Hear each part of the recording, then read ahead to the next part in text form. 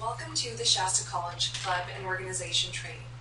This training video will cover commonly used policies and procedures and will answer questions that you may have regarding club practices. Let's get started.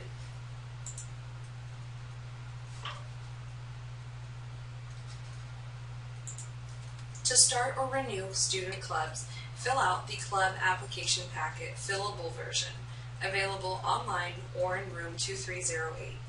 This must be completed at the beginning of each fiscal year, which begins each July, and will be good from July 1st through June 30th. Each time you complete the packet, you must obtain 5 or more student signatures, which signifies that there is enough interest in the club and it will be viable. Each club must have at least one faculty advisor.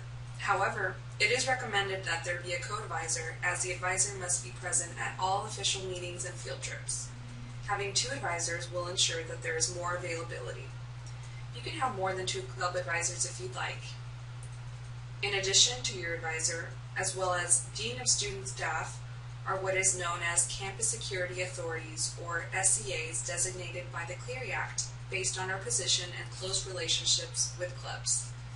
As such, we encourage any student to report any suspected crimes or suspicious behavior to those individuals. Every club must have a constitution and a budget. The constitution will serve as your club's guidelines throughout the year.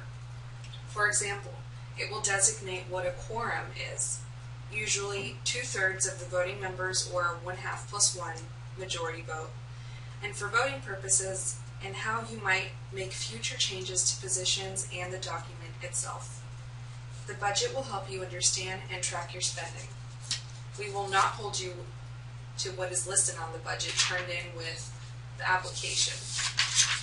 This is for your planning purposes only. Finally, every club must be approved by the Shasta College Student Senate.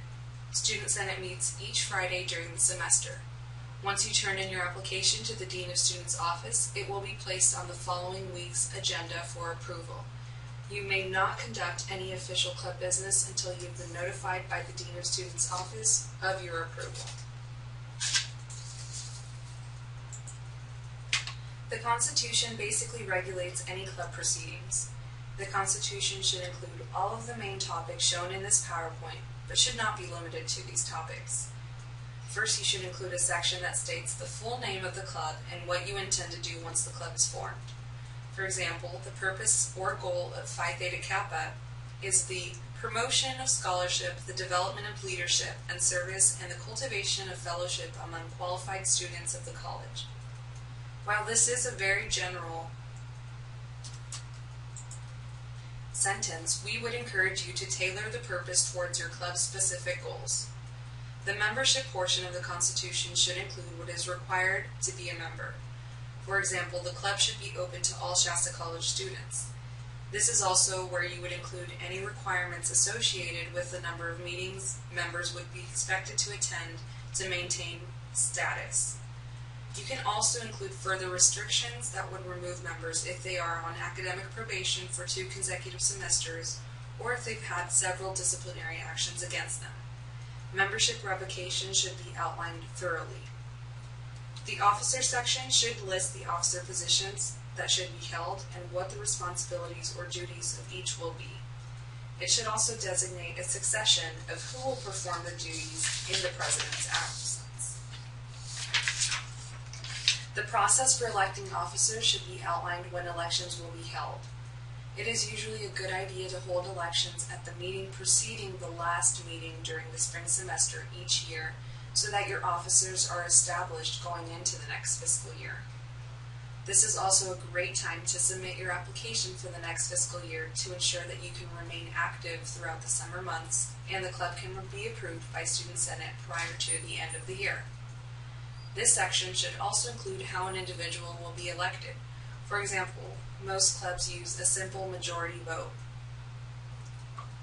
The next section, meeting information and agenda format, should outline a general agenda format, most often including call to order, roll call, officer reports, committee reports, old business, new business, announcements, and adjournment.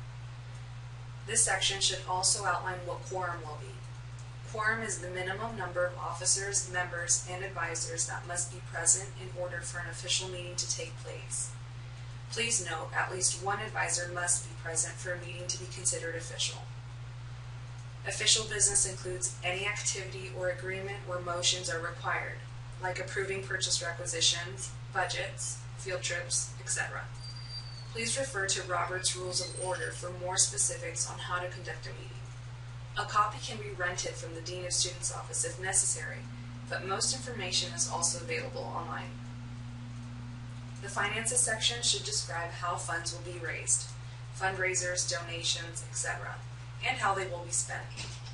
The minimum requirement for spending is that a motion is passed and reflected in the minutes, and those minutes are submitted to the Dean of Students' office with a purchase requisition form with the student officer's signature and the signature of the faculty advisor.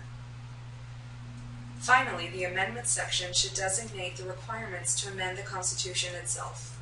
Generally, since this is the club's governing document, we would recommend a voting result in 2/3 of the members present at a regularly scheduled and publicized meeting in the favor of the amendment. For on-campus meetings, you should fill out a use of facilities form which can be found on the Student Senate and Club section of the website under Student Services tab on the homepage. This form should be completely filled out and submitted to the Dean of Students' office for approval. We will discuss UOFs in depth next. Please note that the club room, which is on the second floor of the cafeteria, also referred to as the Student Center, is for club use only and is controlled by this office. If you would like to conduct meetings in this room and schedule for the semester, you can simply come to our office and notify us. We'll let you know when it is available at that time. Please remember that this room is reserved on a first-come, first-served basis. If you intend to hold any meetings off campus, it will require field trip forms, which will be discussed later on. A use of facilities, more often called a UOF, is required to reserve any area that is at the college. All departments and clubs must fill one out and submit so that we can coordinate among departments for needs of both space and materials. This form is somewhat self-explanatory, however, there are a few notes to discuss. First, you can find this and all other commonly used forms on the Shasta College website. From the homepage, click on Student Services tab on the top right side of the page. Then click on Student Senate and Clubs. Finally, you'll click on Forms tab on the left. Most forms are fillable, and we recommend that you fill them out and email them to the Dean of Students' office. Now, it will be the responsibility of the club to provide all the information necessary on this document. The facility requested is essentially the location you would like to reserve. Most common is the quad and the student center stage. If you choose the quad, you must be specific. Where in the quad? Under the oak tree, directly outside of the cafeteria doors, Veterans Grove, etc. You get the point. Another note that may be helpful is the pre-event time is the time when our physical plant, IT, or food services departments will be doing their setup. For example, setting up canopies, chairs, tables.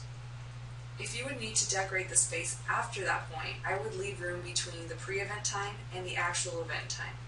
For example, if your event starts at 11, you may want to consider placing 9:30 to 10:30 a.m. as the pre-event time and leave 30 minutes to do any last-minute setup on behalf of the club.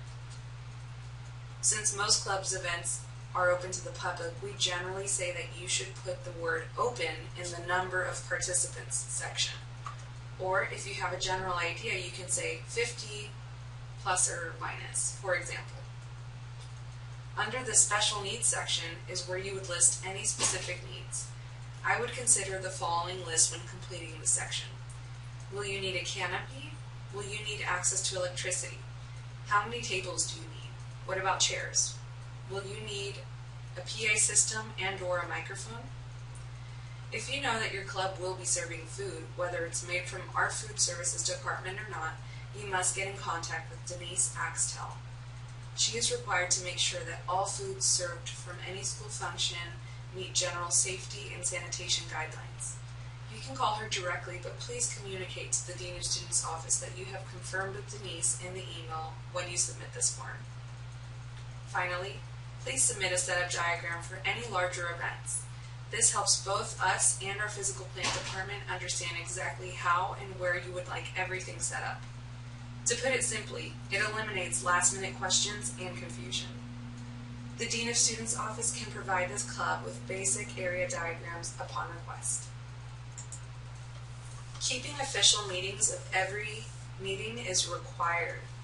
Please consider having a club binder and/or USB that can be kept with the club secretary and passed on from year to year. This way, all documents can be maintained and you have a history of what has been done. The general format for minutes should follow that of the agenda as discussed in the Constitution section.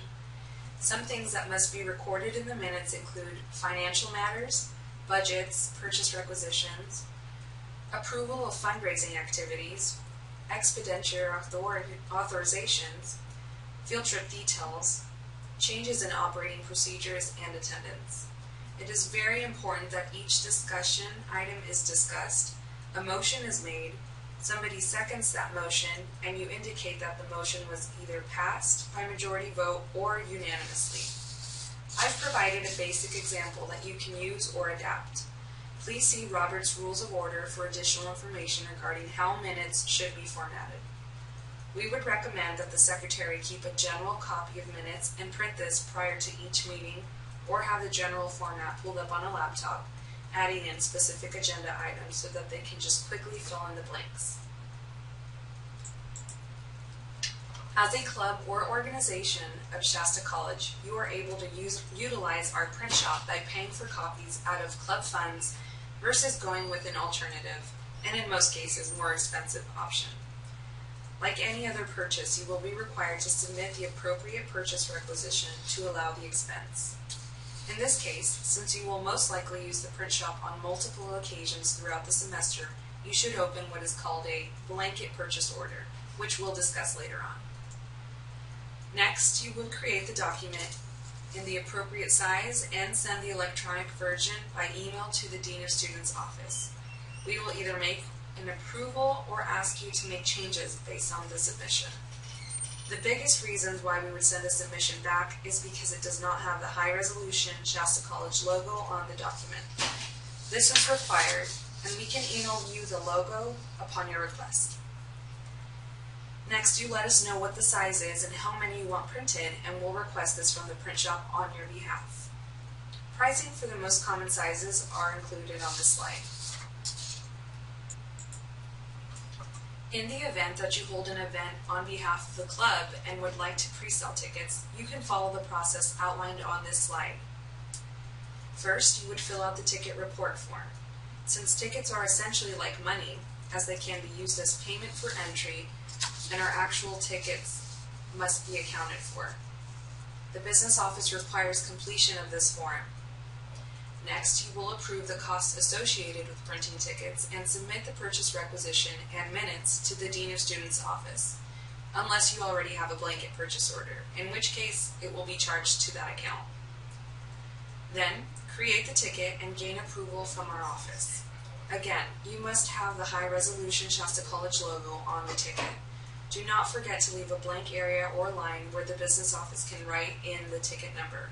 They will do this, and the numbers cannot be pre-printed. Once you pick up the printed tickets, you will take them to the business office to get them numbered, and only after that point will you be allowed to distribute. After ticket sales are done, you should deposit any money collected and any extra tickets back to the business office directly. Any purchase or reimbursement must have a completed purchase requisition and club meeting minutes approving the expense turned into the Dean of Students office.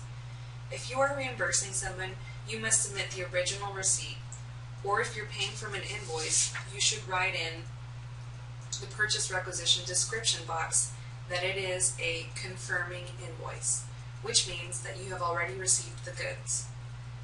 Alcohol and tips will not be reimbursed by the district. If you are simply encumbering funds, you should include a quote.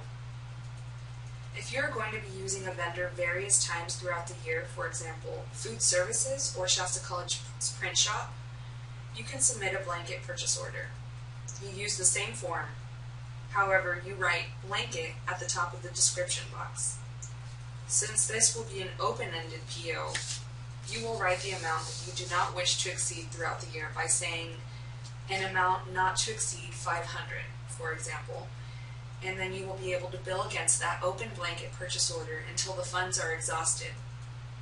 If you wish to replenish in a blanket, you would submit a purchase requisition stating to increase the PO number and in the amount that you would like to add. All purchase requisitions require a club officer and advisor signature prior to submitting to the Dean of Students office. We would recommend and encourage clubs to be involved on campus. A great way to do that is by hosting a fundraiser. Some allowable fundraisers are listed above. Be creative and have fun. We want the clubs to raise money. Having said that, please note that raffles and auctions are strictly prohibited as they are promoting a game of chance or gambling. Some great ideas that we've seen in the past include the Diesel 4x4s Club Auto Show, the Watt Club's Deaf Dance or Tricks Brews Deaf Comedy Shows, campus-wide car washes, Student Senate Barbecue Fundraiser and Valentine's Day Club Kickoff, or Agriculture Leadership Club's Christmas Fair. One major concern of the district is liability. If you think someone could get hurt, it's probably not a good idea. For any fundraiser or event, you will likely need a cash box to make change and collect money. To do this, you must fill out a cash box request form designating the amount of money that you would like to create change for customers. This form must be turned into the DOS office 10 days prior to the event to allow enough time to get signatures and forward on to the business office to get ready. On the day of the event, the student who is designated on the form as the person who will be picking up the cash box will need to present a valid photo ID to the business office. Please note that cash box must be monitored at all times. The club will be responsible for any missing funds. After the event of the club should count the money they've collected, less the amount of change they originally received in the cash box, and completed a deposit slip, which will be provided in the box. You should deposit any money with the business office at the end of each day. Field trips can be tricky as there is more involved. First, we'll go over the timeline. If the club is taking a field trip locally or one day out of the district, you must submit the student field trip application at least 10 days prior.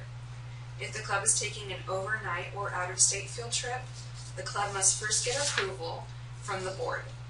In this case, the field trip application must be submitted no later than 30 days prior to that date. Next, we'll discuss how to fill out the student field trip application. Most information is self-explanatory. However, some people have questions about who the certificated member in charge is. This would be your faculty advisor that will be present on the trip. Under Division-Department, you would state your club. Many trips require money for food, transportation, lodging, airfare, etc. If the club is requiring a cash advance, then you would need to state the total amount you're requesting for all of these things, and then you would be required to fill out the employee travel request form and one or more purchase requisitions. Lastly, on this particular form, you should indicate the type of transportation that would be needed. Then submit with all other paperwork to the department dean that your advisor would fall under. As mentioned previously, if the faculty advisor is requesting a cash advance, they will also need to fill an employee travel request. This will indicate how much money will be allocated for each category. Please note that the total cash advance amount on the field trip application should match the amount indicated on the employee travel request. Also, if the field trip conflicts with the faculty member's regularly scheduled classes, they must get a department signature. Then the form should be routed to the Dean of Students office for signatures from the VP of Student Services. You should know that when you're trying to determine the amount, you should allocate for lodging and food costs that the district designates maximum reimbursement amounts for breakfast, lunch, dinner, and lodging. We recommend that you review AP 7400 as it can give you far more information than we could explain in this presentation. Finally, if you plan to have your advisor pay for different things throughout the trip versus getting a cash advance, you should do a blanket purchase requisition for all expenses not to exceed the amount that is shown on the student field trip application. Or if many people will be reimbursed for various expenditures, you will need a purchase requisition for each one. As a fourth alternative, if you have spoken with lodging vendors, for example, and they have indicated that they will accept a PO, then you can submit the purchase requisition to that vendor directly.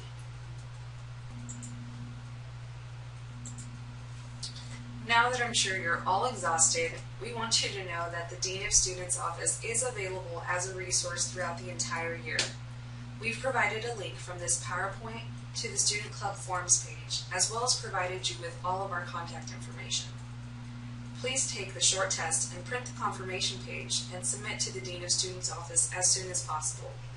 Thank you, and remember to get involved, ask questions, and have fun.